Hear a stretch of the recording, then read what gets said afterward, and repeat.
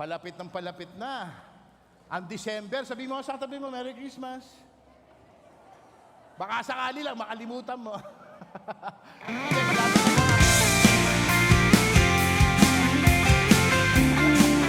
Malapit na po ang ating anniversary sa October 18. Ang ating 46th anniversary. Masaya po ba kayo? 46 years na, JCSGO. Wow!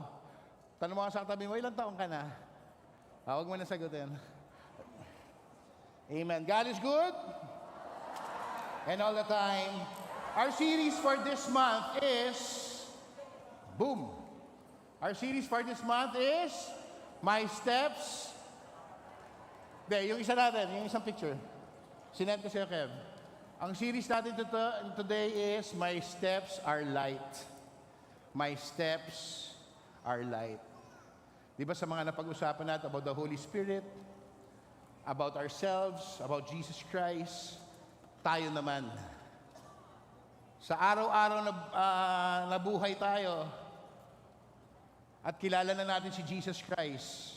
Mahal niyo ba si Jesus Christ? Sa mga first-timer po ba tayo? Ayan, thank you. Sa mga first-timer, Jesus loves you. Jesus loves you. Kaya po sa araw-araw, siguraduhin natin na naglalakad tayo sa liwanag. Hindi ko sinabing pag nasa liwanag ka na, hindi ka na makakikwantro ng dilim. Meron pa rin. Yung mga her nga, di ba hindi nawawala? First-timer pala, ang her yun yung mga problema sa mundo. Pag nakalilig ka ng her, huwag mo na sabihin yung problema, sabihin mo lang, her. Sige nga, her. Very good. Kaya sa mga nadadanasan natin sa araw-araw, pag meron kang liwanag, nakikita mo, hindi ka madadapa. May liwanag eh. Paano ka magkaliwanag? It's by the help of the Word of God. Yan naman ang pinag-aaralan natin dito, ang Biblia. Sabi mo, ang Bible. Alam mo, ganun tayo ka-love ni Jesus, ni Lord. Alam niyo bakit? Ang Biblia dati, ganyan kalalaki, di ba? Yung tatay ko nga, may dala pang concordance yun.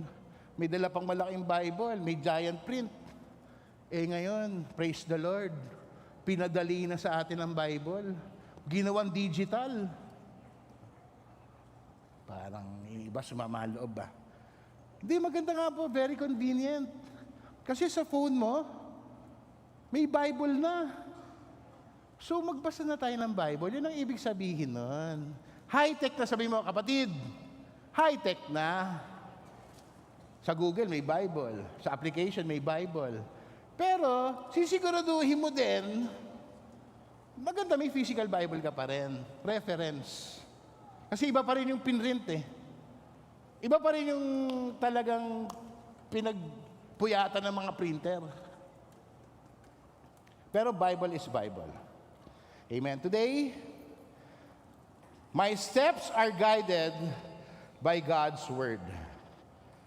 Number 1, there are 10 steps.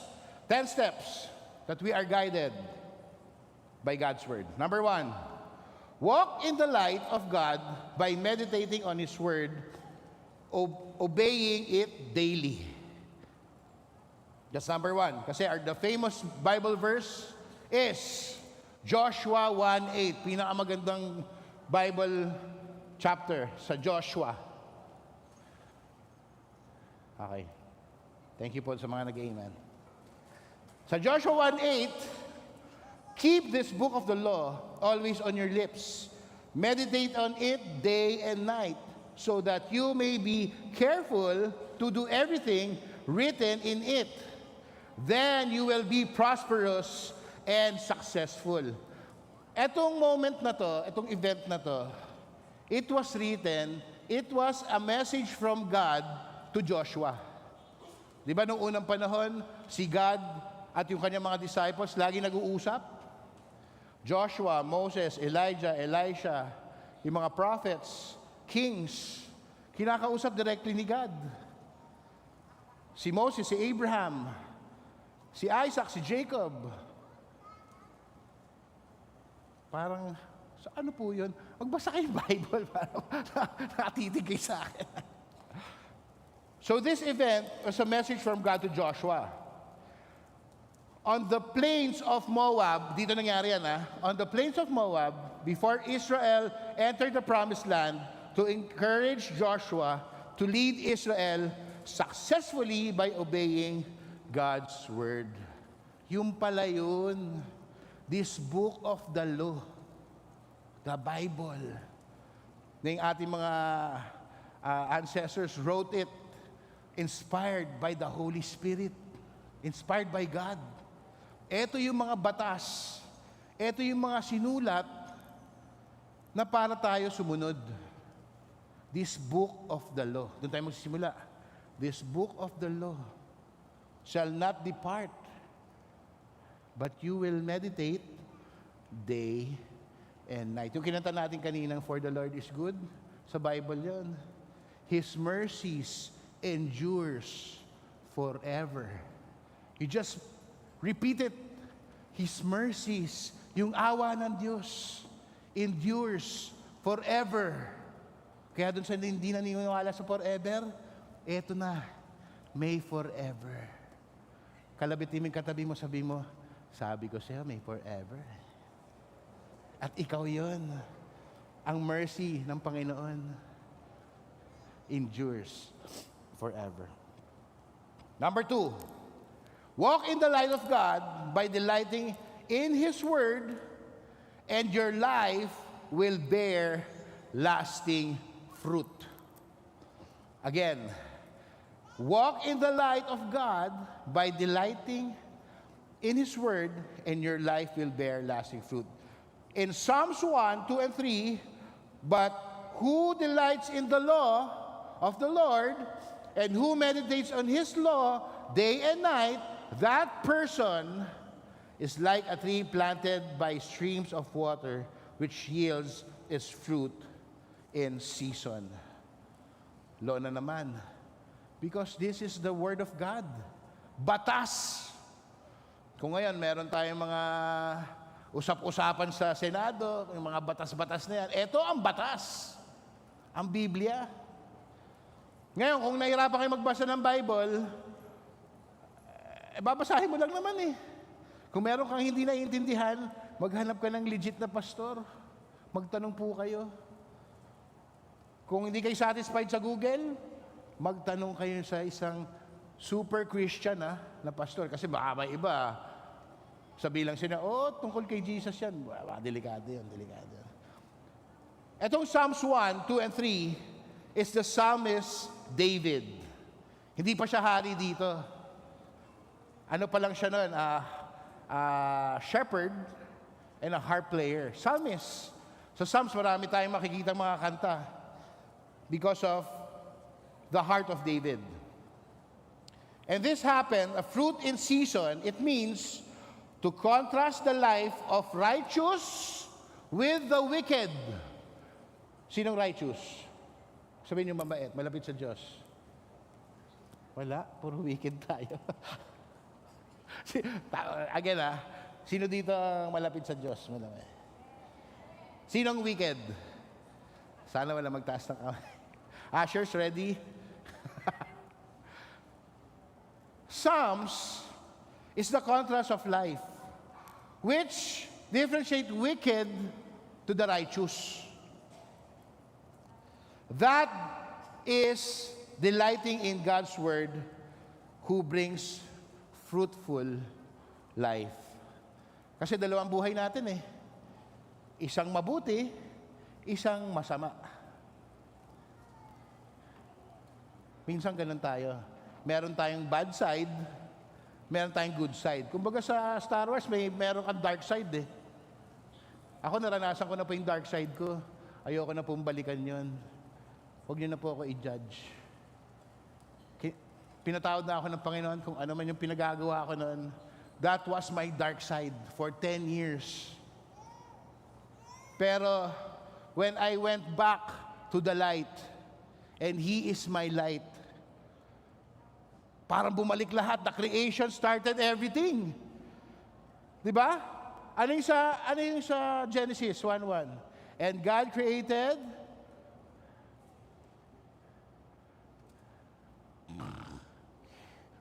And God created the heavens and the earth. And the sun, the light, and darkness. And it was good. So, simula pa lang, may liwanag na. Kasi hindi mo naman madi-differentiate ang darkness kung walang light. Pag pinatay natin lahat ng ilaw dito at tinakpan natin dito, hindi tayo magkakakitaan. Nakakalito sa dilim. Kaya yung prutas nyo, ingatan nyo. Huwag niyong dalhin sa dilim. Oo, mabait kang tao, ganyan. Pero kung susugod ka naman sa dilim, talo ka. Pero kung bit-bit mo ang liwanag ng Diyos, hindi mo kailangan sa dilim. Malayo ka pa lang, huy, si Joshua yun, yung mabait na tao sa buong mundo. Kasi nagliliwanag. Wala pang solar yan. Napasok ko na naman yung solar. Kaya nga mas lamang ang araw sa di ba? Mas lamang ang araw sa buwan. Kita niyo yung creation? Ang araw maliwanag, ang buwan maliwanag pa rin. Ikaw lang ang nandidilim. Sabi mo, tama na. Bumalik ka na sa liwanag, kapatid. Walk in the light. Number 3. Walk in the light of God by hiding His Word in your heart.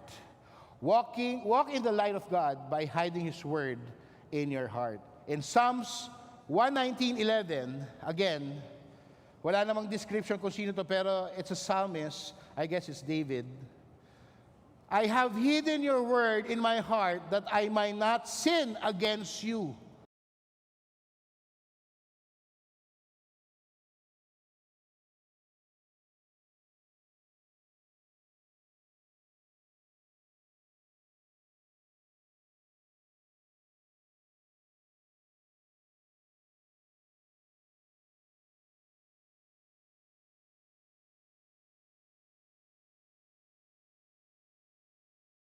Totoo to, kasi tao ka lang eh. Lalo na ngayon sa Facebook, sa YouTube, isang click mo lang, ay, grabe! Ah! Promise, pag nakita nyo ba yung reels, anong reaction nyo? Uy, cool. Hindi, di ba? Baka may nakakita sa akin. Di ba? Yan ang mundo ngayon eh. Ang masama ay mabuti. Ang mabuti na lang, di masama. Pero yung masama, pinapabuti, pinapaganda, pinapabango. Para pag kumagat ka, talo ka. Akala mo lang,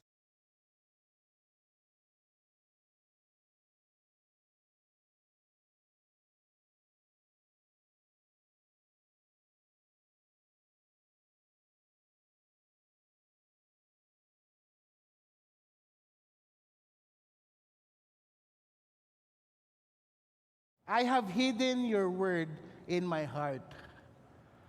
Pag meron ka salita ng Diyos deep inside your heart, na you won't let go. Actually, maganda may favorite verse ka eh. Dati favorite verse ko, John 11:35. Kaya pala ako iyak ng iyak. Jesus wept po yan. Pero ang favorite verse ko ngayon, trust in the Lord with all your heart. And lean not unto thy own understanding.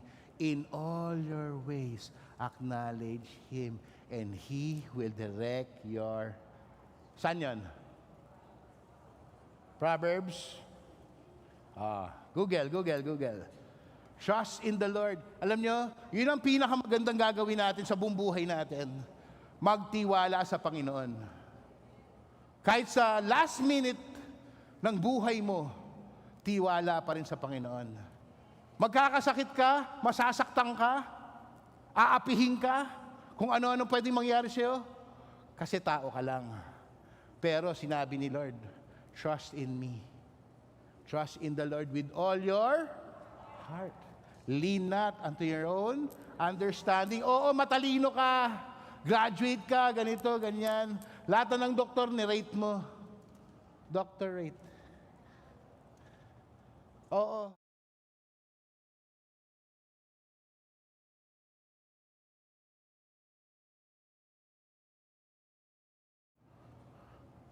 Anong favorite verse niyo? When Judas sa akin, hindi, wag. Maganda, meron kayong favorite verse. Assignment, have your own favorite verse. And it would last a year, 2 years, as ibahin nyo. Ang importante, the Word of God is hidden in your heart. Kaya kung ano mang mangyari sa sitwasyon, ano mang mangyari, meron kang Word of God sa puso mo. Hindi ka madaling You can resist temptation anytime. You can run and flee from it. But trust in the Lord with all your heart. Etong Psalms 119 is a song celebrating God's Word. Ito pa yung nangyari dito sa psalmist na to. He is celebrating God's Word. Pagbasa mo pa lang ng Bible, matuwa ka. Yan ang message sa'yo ngayon ni Lord. Ngayon yung iba, magbabasa ng Bible, poop! Huwag naman yung hulaan kung saan kayo. Hanap kayo ng devotional. O kaya magtanong kayo sa pastor kung anong daily bread ngayon. Huwag niyong hulaan yung verse. Mamaya, pagka ganun na, chuk. And the rooster, yari kayo. Okay. Number 4. Walk in the light of God by following His Word as the lamp for every step. In Psalms 119, 105, your Word is a lamp unto my feet and a light unto my path. Again, the psalmist is saying, I cannot live without your light. You cannot go to the dark path without the light. Ang hirap. Di ba pag nag-brown out, kailangan mo ng flashlight? Kasi kung wala kang liwanag sa pinupuntahan mo, madadapa ka. Kung walang liwanag sa pinupuntahan mo at hindi mo dalang bitbit ang liwanag ng Diyos, apektado ka sa mga sitwasyon na sasalubong sa iyo, na ayaw mo naman. May mga sitwasyon di ba? Sa buhay natin na ayaw naman natin mangyari. Pero, kung hindi ka nagliliwanag sa Panginoon, hindi ka ready, apektado ka. Diyan na pumapasok ang init ng ulo. Diyan na pumapasok ang pikon. Diyan na pumapasok na hindi mo naintindihan yung sitwasyon, nakipag-away ka na. Pero kung may liwanag ka, and your steps are light, pagpunta mo sa sitwasyon na yan na hindi mo naman na-expect, alam mo ang pwedeng sagot, which is the Word of God. Trust in the Lord. Kung ano man yung sitwasyong pinagdadaanan nyo, or dinaanan nyo, kasama niya lagi si Lord. Huwag kayong mag-alala. Sabi mo sa katabi mo, katabi ko, huwag ka mag-alala. Kasama natin ang Diyos. This is to declare that God's Word gives guidance and direction to every step of life. Marami na ba kayong napunta ang mga adventure sa buhay niyo? Sino po pinaka may edad dito? May 90 years old po ba tayo? 90. Thank you. 92. Thank you. 92. Lahat nasa taas. Sa edad po natin, ang dami nating adventures na nararanasan. Ang tawag ko po doon, adventure. Sa bawat season natin, meron tayong bagong adventure. Kasi ang adventure, may action, may comedy, may drama, may real life, may real talk. Yan ang adventure ng buhay natin. Season by season, journey by journey, you have. So anong season mo ngayon? Isipin mo. Anong season mo ngayon? Ako, ang season ko ngayon, kaya kwento ko lang siya, ang sarap ng season ko ngayon. May seasoning. Then, sarap po ng season ko ngayon na-excite po ako dahil malapit na yung anniversary. Malapit na rin po yung ugnayan. May mga pastors gathering tayo. At ang season ko po ngayon is natutuwa po ako sa healing ni Bishop Vicky. That's our season for today. Kasi kinakabahan kami. Siyempre, hindi ko naman sabihin pwede kang kabahan. Pwede ba kabahan? Pastor Alarma, mas matagal kang pastor, pwede ba kabahan? Oo naman, okay, affirm ha. Okay. Pwede ka daw kabahan. Kaya yung season namin ngayon, alam niyo nung pina-MRI namin si Bishop Vicky, this is our season kaming buong pamilya. Alam niyo, left brain, clear. Right brain, clear. So this season, praise the Lord. Bilang mga anak, syempre, may pray kami na si Mami kasi bigla na lang, poop, gumanon poop. Sabi niyo nga, poop. Oh. Ngayon, pow! Kaya po, praise the Lord, maraming salamat po sa inyong prayers. At tumitibay na ang nanay natin. Abangan nyo, soon, makikita nyo na po si Bishop Vicky. Let's watch this video. Walang video. Amen. Patuloy lang sa panalangin. Patuloy lang. So our season today, minsan ang season natin, unpredictable Tama? Yung bagyo nga, hindi mo masabi kung kailan dadating Minsan madilim na, nag-aabang ka ng ulan. Yung mga anak ko nga, pag dumilim, yan dad, wala nang pasok. Wow, dumilim lang. Anak, 6:00 na kasi. Wala talagang pasok. Di ba? Minsan nag-e-expect tayo ng bagyo Alam nyo, ang expectin nyo, yung bahay na papasukan nyo na malaking malaki para hindi kayo bagyuhin. It means blessing ni Lord. Yun ang expectin nyo lagi. The Lord will bless you and keep you and shine His face. Diba? Kaysa nag-aabang ka ng, naku, patay.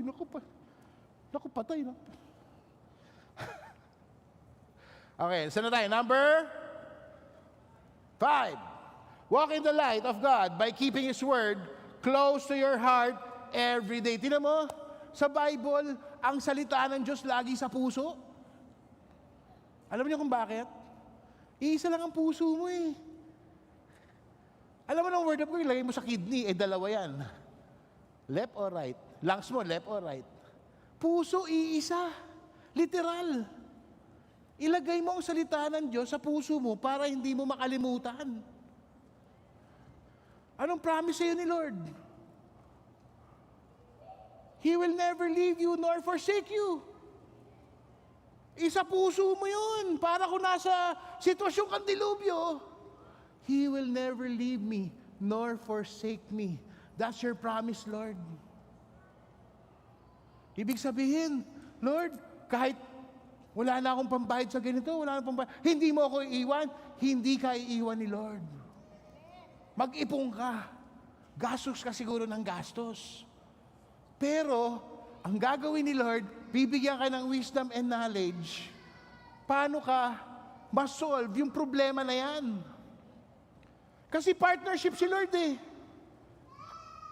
Alam mo kung bakit sa heart?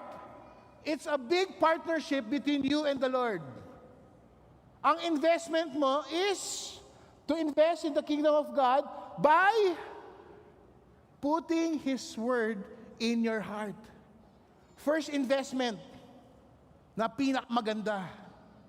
And everything will follow. Si Brother Byron nga, meron siya laging quote every Sunday. Ano yan? Church first and everything will follow. Yan ba yan? God first. Sorry. God first and everything will follow. Ngayon, kailangan ko ng ganito, Lord. Kailangan ko ng ganyan. Kailangan ko ng ganito. Kailangan ko ng ganito. Wow! Investor! Lord, kailangan ko ng ganito. Lord, please, kailangan. Alam mo si Lord, sa daming tao, alam pa rin niya yung pangangailangan mo. Relax ka lang. The Lord will never fail you. Will fail us, no.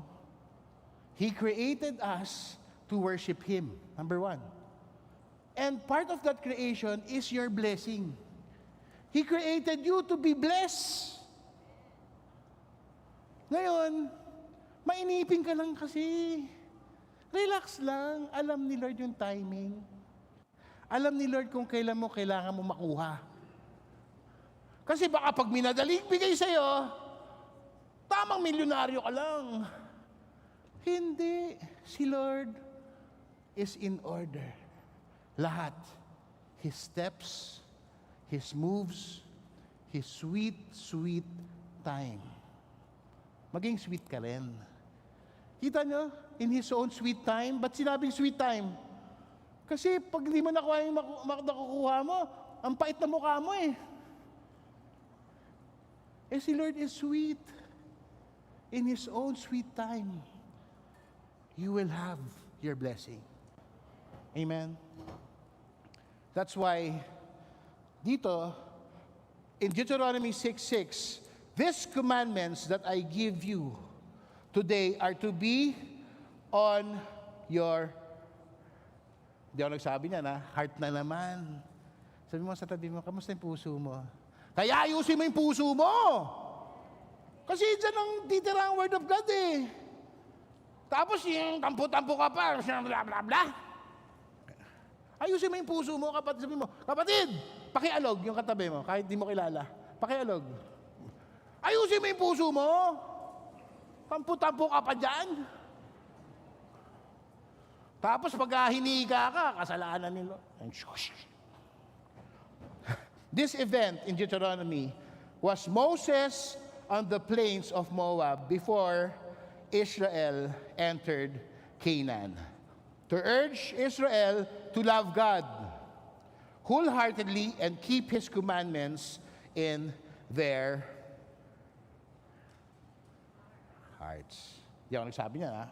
Puso talaga, no? Kaya pala ang puso, hindi pala dito yung puso. Sorry po sa mga matatalinan dyan na. Akala ko kasi bayan ba, ilagay natin ang kamay sa ating puso. So all the time, ang puso ko pala nandito. Andito pala. Sa gitna ang iyong puso. Lahat yan. Literal, ang puso nandito. Lahat kumakalat sa nerve, yung dugo. Hanggang brain. Pumping blood. In, out. Boom, boom, boom, boom, boom, boom, boom, boom. Kaya ayusin mo yung puso mo! Tama mo pag nagalit? Okay.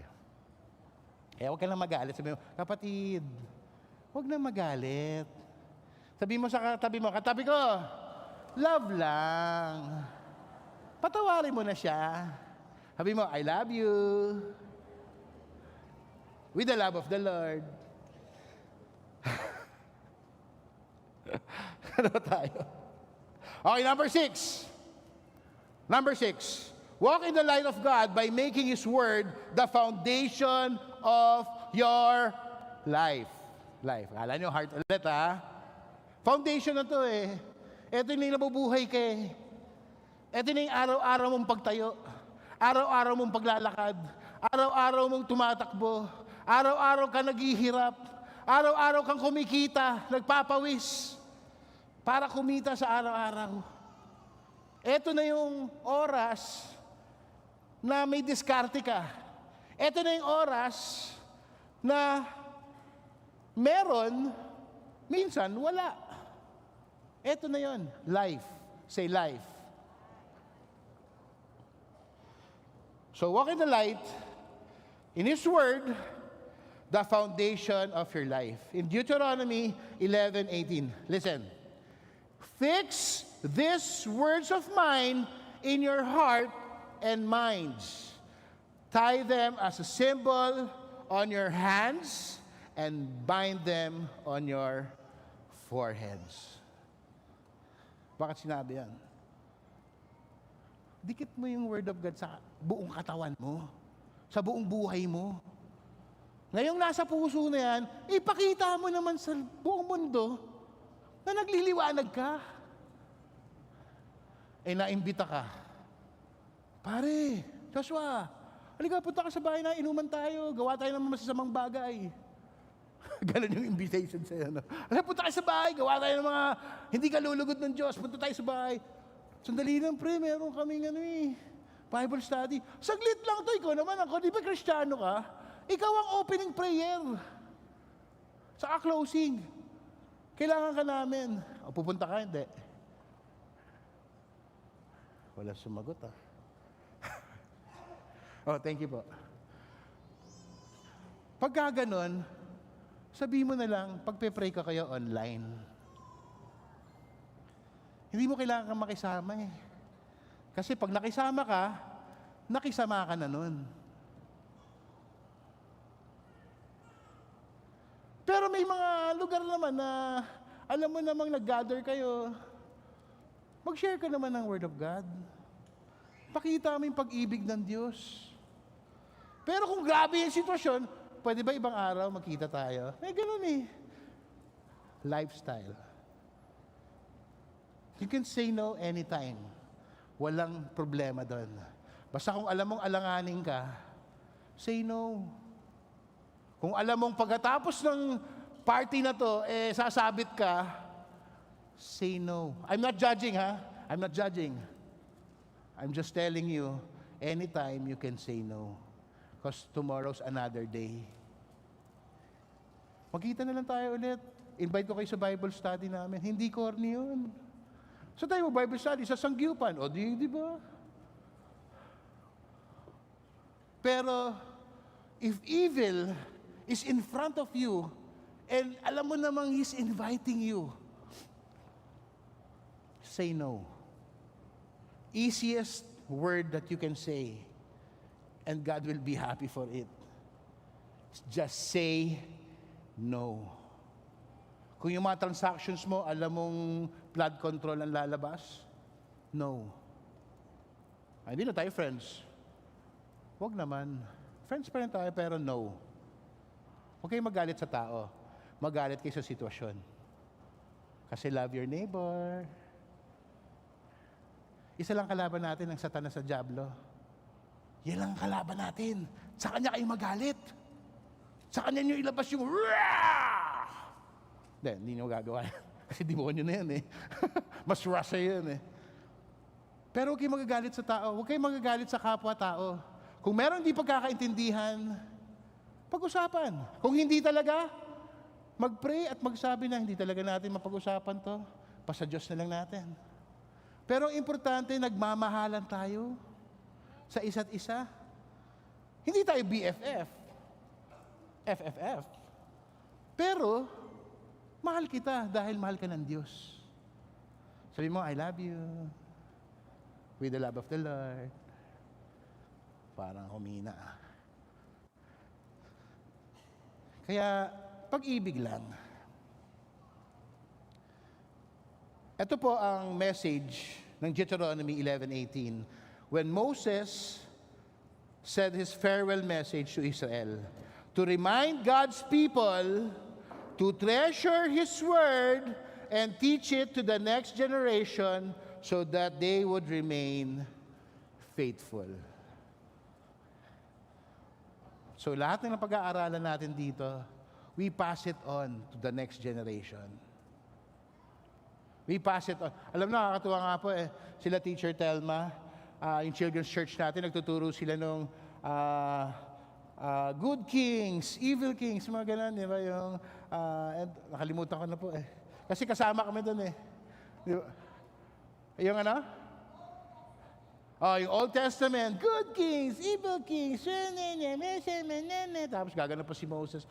Ganda, search sa YouTube, nandun po yun. Chichu, lagay na, Chichu, lalabas. Children's Church Show.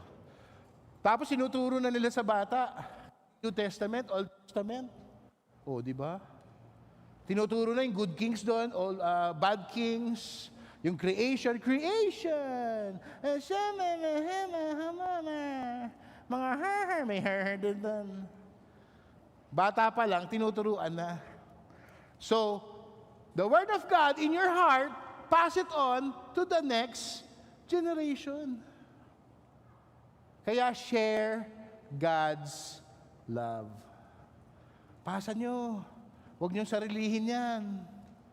Ang reason na bakit pinapabasa sa atin at pinapameditate sa atin ang Word of God is because share God's. Number 7. Walk in the light of God by living out His Word. Not just hearing it. Ito na. life na. Tapos na yung heart, life. Living it, lifestyle. Ang advice nga namin dito, yung mga core leaders namin sa Recon, dapat ang buhay mo is your lifestyle. Yung buhay mo na as worshipers, it must be your lifestyle. Pag kumakanta ka na ng papuri sa Panginoon, huwag ka nang kumanta ng papuri sa mundo. Sabi ng iba, goodbye, Renz Virana. Renz Virana. Goodbye, Beyonce. Kasi, kung ano yung buhay mo sa mundo, hindi pwedeng buhay mo sa liwanag eh. Mahirap. Kung ano yung buhay mo sa liwanag, mamili ka. Do you want to live in the light? Or do you want to live in darkness? And that's the world.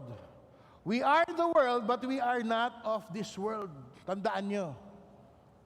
Nandito tayo sa mundo, pero nung nakilala na natin si Jesus, we are not of this world. That's why Jesus sanctified everything. Ngayon, ikaw naman tong, sandali lang eh, may mga dance group pa ako. Ikaw, sinong pinipili mo, sinasayawan mo? Si Lord? O yung kalaban ni Lord? Dalawa lang naman, di ba? Sino dito may favorite song? Ako, favorite song ko ay Lupang Hinirang. Oh. Wordly song. Di ba? Choose. Choose your lifestyle. Not judging again, no judgment. Choose your lifestyle. Is it in the light or in darkness? Walang in between. It's God and the devil. Dalawa lang. Good, bad. God, devil. Light, dark. Kaya nga nasa babae. Kaya ako, light ako. 10 years I've been in darkness. Siguro na mga first year, it was good. It was good. Kaya lang, nung lumalim na, hirap, kapagod, tapos may tag pa ako, anak ako ng pastor. Buti na lang, nanay, tatay ko, kapatid ko, hindi nagtumigil manalangin na bumalik ako sa liwanag. Hindi, totoo po. Siguro, yun yung testimony ko, na living in darkness, weird, dilim. May maririnig ka, may maaamoy ka, may makakalabit sa'yo, may ano siya, huy, party. Pagkatapos ko, pagod. Wala ng pera, ubos, nanakawan pa, binasag pa yung sasakyan, kinuha yung camera, anyway. Not good. Although, when you're in darkness, si God will never leave you nor forsake you. Andun pa rin yung word niya eh. Kaya lang ikaw tong makulit, sinabi na nga ni God, trouble yan anak. Sige, one time lang. Ay wala na. It's your decision. Kung gusto mong consequence or blessing. Consequence or blessing. Ano? Blessing ako. Kita mo nga, pinalaki ko nga yung temple ni Lord eh.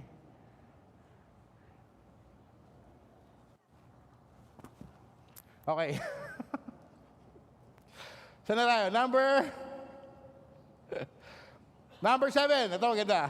Walk in the light of God by living out, ito na pala, His Word, not just by hearing it. You live it out. Not merely listen to the Word, and so deceive yourselves. Do what it says. Kung nabasa nyo, trust in the Lord, trust in the Lord. Be still. Eh, Lord, sandali. Eh kung hindi mo pa tayo makuha yun, tiwala lang. Alam ni Lord, relax lang. Alam mo, paminsan-minsan, di ba, meron tayong gustong mangyari sa buhay. Minamadali natin eh. Eh, hindi pa talaga time. Eh, di ampaw. Parang nagburo ka ng mangga, Pag hindi pa ready, binuro mo ng binuro. Ano ba tawag doon? Parang may nilalagay na powder para mahinog. Paglasa mo doon, chemicals. Kalburo. Di ba? Parang ganun eh. Hayaan mong mahinog yung mangga on its own time. Hindi hinog sa pilit. Kasi sanay tayo hinog sa pilit eh. Gusto ko ganito, gusto ko ganito, gusto ko ganito, gusto ko ganito. Gusto mo? Eh si Lord, gusto ba ni Lord yan? Kayo lang makakasagot nun. Trust in the Lord. So in James 1:22, James' letter to Jewish Christians scattered among the nation to challenge believers to believe, to obey God's word, not merely listen to it. Hindi ka lang nakinig, sumunod ka pa. Tandaan nyo, mas madaling, sulat nyo to, mas madaling sumunod kesa hindi sumunod. It's easy to obey than not to obey. In English ko lang. Number 8, walk in the light of God by allowing scriptures to equip you for every good work. Ngayon, ito na yung kabaitan natin. Equip ka, kapatid, with God's word. You're kind. Ito na, fruit. Love. Joy. Sige nga. Peace. Patience.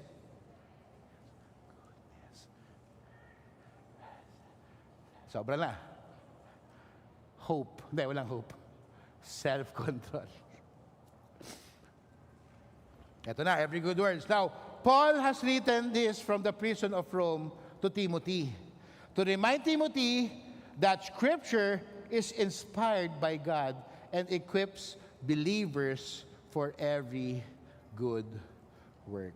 Number 9, walk in the light of God by letting the word of Christ dwell richly in you. In Colossians 3:16, let the message of Christ dwell among you richly as you teach and admonish one another with all wisdom. Saan galing yung wisdom? Sa schools ba natin? Although nakakatulong ang school, pero saan galing yung unang wisdom? Kay Lord, wisdom and knowledge. Kung kayo si Solomon, kung kayo nun, papipiliin kayo ni Lord, sige lahat, bibigay ko siya, anong gusto mo? Sasagutin mo ba yung sasabihin niya? Lord, gusto ko ng wisdom and knowledge. Ayaw niyo ng Tesla? Ayaw niyo ng three-bed condominium? Kasi may chance ka na eh. Bibigay sa'yo ni Lord eh. Yung oras na yun. Bibigay sa'yo ni Lord. Anong pipiliin mo? Lord, gusto ko ng bagong chariot with the auto doors. Hindi, wala pa kasi kotse na, di ba, char?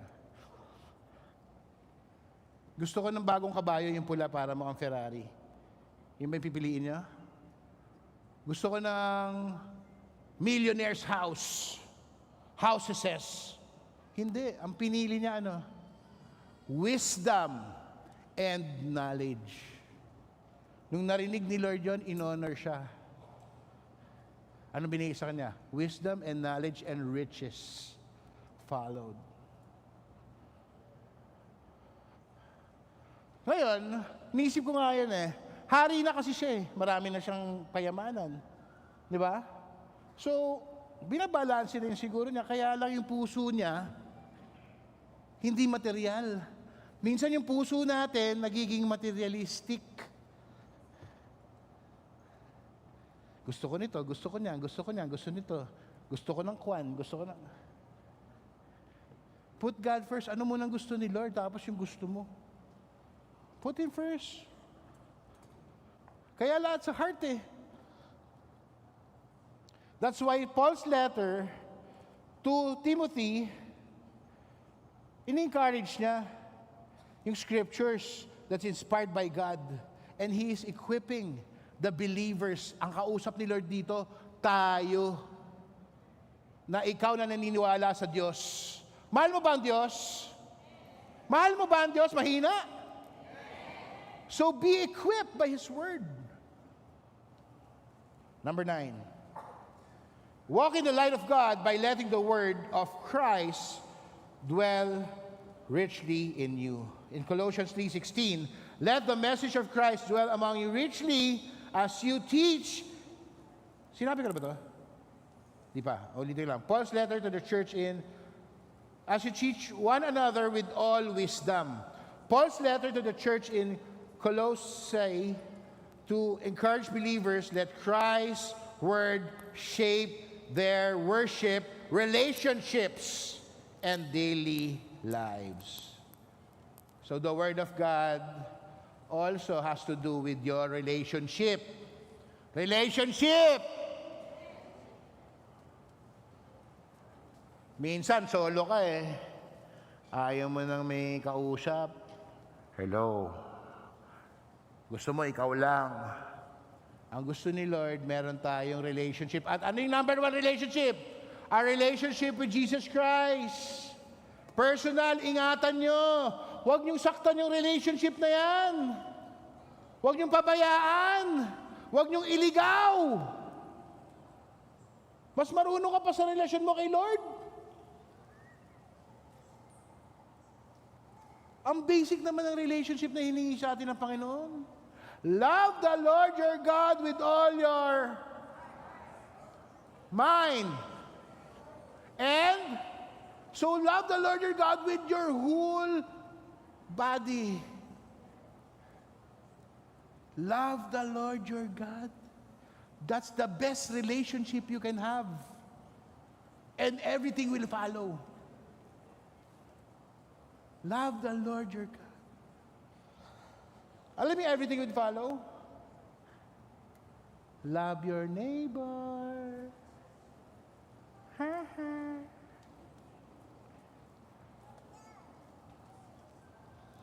So that's Paul's letter to the church of Colossae. Number 10, and the last. Walk in the light of God by remaining in Christ and His Word. Again, walk in the light of God by remaining in Christ and His Word. That's in John 15:7. If you remain in me and my words remain in you, ask. Wait, bago natin tuloy. Ito yung deal. If you remain in me and my words remain in you, that's the deal. Hindi, ang nababasa mo lang dito, ask whatever you wish. Wow. Pangalawa na lang yun eh. If you remain in me and I remain in you. Yun muna. Hindi yung, ay, may wish. Alam mo, i-wish ko for 10 more wishes. Ko, inutaka mo pa si Lord. Wish na nga lang, inutaka mo pa. Bago mo may mga blessing, wish, favor, riches, if you remain in me and I remain in you. Yun muna. So we have to remain in God's light, in His property, in God's lifestyle. Ngayon, I'm not here to judge. Pero minsan nakakalimutan na natin yung lifestyle ni Lord. Minsan nakakalimutan na natin na ang liwanag ng Panginoon. Ang liwanag mo, O Diyos. Minsan, busy tayo sa blessing ni Lord. Pakinggan nyo to. Minsan, busy tayo sa blessing ni Lord. Binless ka ng business. Binless ka ng scholarship. Binless ka ng magandang kotse. Ng magandang asawa. Ayun, blessed po ako sa magandang asawa. Guilty. Si Lord, naging third party na. Mas inuna mo pang linisin yung kotse mo kaysa gumising ng maaga for church. Mas inuna mo pang i-close yung deal kaysa mag-good morning kay Lord. Si Lord, simple lang ang gusto niya sa atin. He wants you to love. Simple. To love the Lord your God with all your soul and strength. Di ba meron ka naman nun? Hindi naman siya humihingi ng wala ka eh. Humihingi pa si Lord ng hindi mo kaya? Hindi mo pa kaya bigay yung iyong love? Katawan? Strength? Hindi naman niya hinihingi yung full pay mo eh. Sa'yo yan eh, pinaghirapan mo yan, alam ni Lord yan. Pero hinihingi sa atin ni Lord, hide my words in your heart. Meditate it day and night. And you will have good success. Kita mo, Word of God pa lang, successful ka na. E paano kung nasa liwanag ka pa? Kaya ngayong araw na to, sa 10 binasa natin, keep it. Ulit-ulitin niyo po. Kung masisend ko lang sa inyo, the whole copy, hingin niyo sa akin, bibigay ko po sa inyo. Pero ang maganda dito is, when Jesus Christ was in the upper room the night before His crucifixion, this was His words. If you remain in me, listen, my words remain in you. If you remain in me, and my words remain in you. Actually, kahit di na natin tuloy yung huli, I'm satisfied with that. Ano na sa akin yun? That's dinner. Kompleto na. If I remain in you, and you remain in me, and His word will abide inside my heart, and I will walk in the light of God every day, every second, hanggang pagpunta ko sa kama. Pagtulog ko, siguro nagliliwanag pa yung paa ko. It means that your lifestyle is with the Lord. Your everyday living is with God. That's the cross. Jesus Christ has shed His blood, has torn out His clothes, and shown us His ripped body with blood and everything, just for you to be cleansed. If I remain in you, and you remain in me. Pero hindi. May blessing pa rin nakasunod. Father, thank you for your love and mercy. Your mercy that endures every day, Lord. Thank you for giving us hope, love, and joy, and peace in our hearts. In Jesus' name. Put your hands up. And everybody say, I love you, Lord. I love my family. Say, thank you for my life. Again, say, thank you for my life. Say, thank you, Jesus. Say, thank you, Jesus. Say, thank you, Jesus, for giving us the best life ever. In Jesus' name.